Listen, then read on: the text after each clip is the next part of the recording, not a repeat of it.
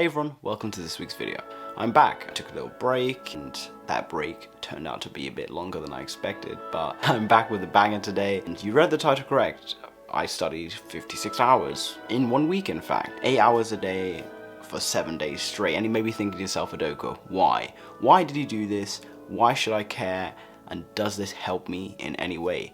Yes, and I'm going to go into that. So the first thing I want to say is that I found out that our school is going to be doing assessments, because they're not allowed to say exam, and these assessments are basically like our real GCSEs, where they're going to account for a lot of our grade. I need to be revising for those. However, that's not the reason I actually revised 56 hours on week, or did 56 hours of work in 1 week. The reason was, back in the first lockdown, it was all chill, it was all good. I was getting work done, I was staying on top of stuff. Then I just got a little bit stressed. I wasn't doing as much work as possible. Some tasks, were building up. Kind of falling behind in some aspects, which meant that I had, at one point, about 90 overdue tasks on showing my homework, which is very unlike me. It's kind of disappointing. I was very disappointed myself. I thought, I need to get this work done. I don't want to fall behind.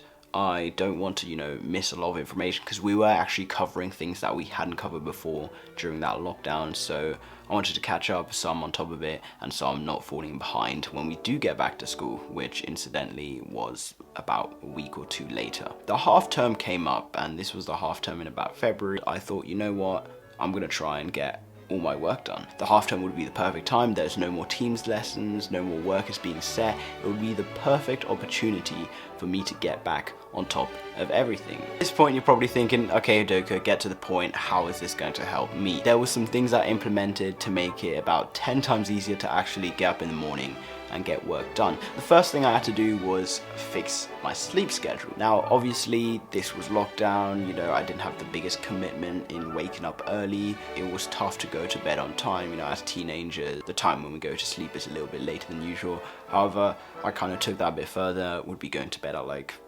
1, 2 a.m. every night, and waking up at 8, which is just not good for your body and is not going to help you in the long term. So I went ahead and tried to fix that. I watched plenty of videos, I read some books, but the thing that helped me the most was just consistency. I know that sounds easier said than done, but it was. I decided to go to bed at 10:30 every day, no matter what. I put my phone on the other side, I set my alarm and went to bed, and woke up at about 7:15 every day. Just doing that meant it was super easy to get up in the morning and quite easy to go to bed, because my body was getting used to the fact that I'm sleeping at 10:15. So the different hormones that help you get to sleep would be released at that time, and I would actually start feeling sleepy around 10:30. Well, the next obstacle in my way was the plan. What would I be doing? How would I get through this work? Would I be doing English all on Monday, trying to finish Macbeth? Would I be doing maths then on Tuesday? Would I be doing it from the most recent piece of work that's been set to the oldest, or would I do it in chronological order?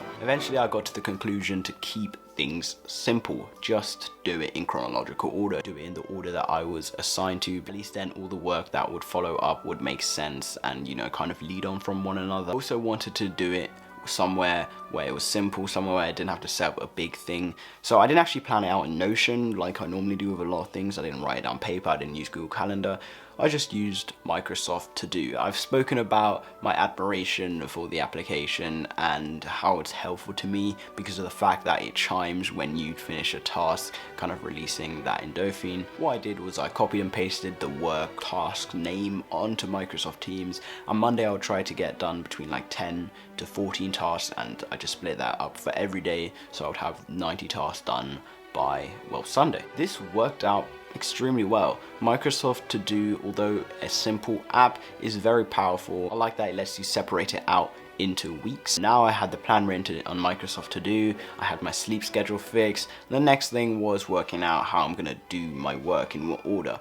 Now I decided to use an oldie but goodie, and that was my first video where I spoke about how I revised 8 hours a day when a similar thing happened in the first lockdown. What I did was work from 9 till 1 and then from 3 till 7, and this I actually got from Karma Medic. He had a great video on it as a medical student, and I thought I could bring that down to GCSE students, and it worked. That's how the channel was born. So I thought I would use that method, but instead I would work from 8 till 12 and then from 2 till 6. Although this is a lot, it made it very easy, and it may not work for some other people. It works for me mainly because I feel like I get distracted in my breaks and it's very hard to get back to revision. So if I just have, you know, a break and then get back to work, it makes it so much more simple, and I feel like I can concentrate for like 4 or more hours at a time. Now it was finally Monday. I had my plan implemented. I went to bed early, I woke up early, and it's all well and good writing all this stuff down, saying you're going to do this, but you have to actually take action. And that is what I did. Monday was a good day. I got about 12 tasks done, and I felt okay, you know, and that's not too surprising because Monday, well, is the first day of the week. I wouldn't be as tired. Tuesday was okay as well, similar to Monday. I got about 13 tasks done though. Wednesday and Thursday were quite tough days. It was the middle of the week. It was hard to see, you know, the end in sight, but I did try to get a lot of work done. I got about 10 to 11 tasks done on both of those days, which obviously isn't as many as I hoped to. I knew there would be some days when I wouldn't get as much work done because obviously you can't be on your peak performance every single day. Friday came around, I got I think 12 tasks done, which is, you know, pretty regular, pretty good. I started seeing the end. I started seeing the amount of things completed on my to-do list. Friday wasn't too bad. There wasn't too much more work to be done. I think our Friday had about 30 overdue tasks, so I was getting close, you know, maybe a bit more, maybe 35 or something like that. Friday I was getting closer. Then Saturday and Sunday rolled around. The weekend was a great couple of days, you know. I got a lot of work done. I could see that we were getting very close. On Sunday I think I got like 16 tasks done alone, which was pretty good because that was, you know, the final couple tasks, and I just wanted to get those done as quickly as possible. Once I did have them done, it was a pretty short-lived happiness because, you know, obviously I had school the following week. I had to, you know, get back to online lessons, but I had everything done. I was caught up with everything, and at least, you know, I could then be doing the work and just staying on top of everything. So although I did have a lot of overdue tasks and wasn't doing as much work as I should have at one point, I was still using Skillshare to improve myself. Now, as you know, I've talked about Skillshare well before they've even decided to sponsor the channel because I absolutely love them. It's amazing. The platform is so well organized. The best class that I found on there was the Final Cut Pro editing class by Ali Abdal. It's got me to the point where I can edit my videos to quite a decent standard using high quality software. Not only did I find the Final Cut Pro editing course, but I found courses on things like revision and Python, which have really helped me in my school life and really helped me find efficient methods of revision.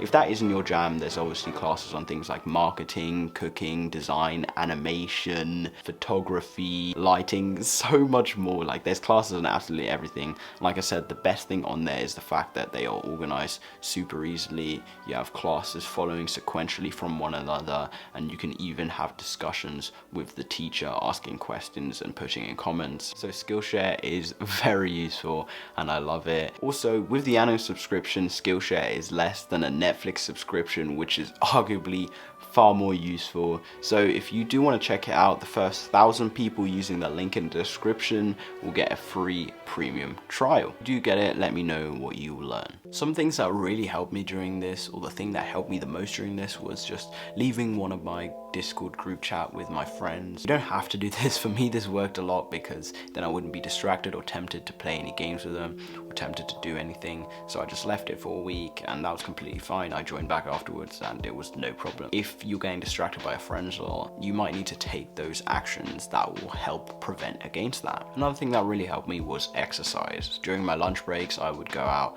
for a walk, out for a run, go to the gym. It helps a lot, especially when you're sitting in a chair all day. I remember my screen time averaged to nearly 10 hours a day during the lockdown due to like doing work and like other stuff. So I would be at my desk a lot. So it'd be really useful to actually get out and get moving, even if you're just going for a walk or something like that. The whole 8-hour structure, the first 4 hours actually weren't too bad. They were probably the easiest. The last 4 hours were really hard. I would say the first 2 hours of the last 4 hours were easier than the last 2 hours, obviously, but once you get to the end, it's quite nice. And like I said, I finished a little bit early at 6, so between 6 and like 10:30 I would have all to myself to be able to do some other stuff, and that was quite nice. I really enjoyed that. That whole structure I kind of just described where I went through my work is probably what I want to be using this week or in the next, I guess, 2 weeks during half term, during Easter, because like I said, we have some assessments that are going to count towards a large portion of our grade and I want to do really well. So this kind of doing 4 hours in the morning, 4 hours in the evening structure is what I'm going to be using to actually do my revision, and I think you guys can benefit from that. That might be a lot, you know, 8 hours is a lot for a lot of people, or for most people I guess, so you could easily just shift it to being 2 hours in the morning, 2 hours in the evening, or maybe 2.5 to 3 hours instead of doing 4 hours. Tinker it the way you want to. Maybe that kind of method doesn't work for you, maybe you need to take lots of little breaks, then you can incorporate the Pomodoro method. But for me this worked really well and helped me work quite efficiently. Comment down below what your school's doing if you are doing some assessments in May. I'm a bit nervous about it, but I'm using, you know, my retrospective revision timetable, and I'm going ahead and doing lots of exam questions to know the best way to get the marks, take all the support you can get from your lessons and your teachers, and I guess turning in all the work I can. That's probably the best thing I can do this year. I will try to start uploading regularly, providing, I guess, motivation for you guys, but sorry I took such a long break. Thank you guys so much for watching this week's video. It felt really good to be back at it again. I'm excited to edit this video. Don't forget to subscribe and have a productive week.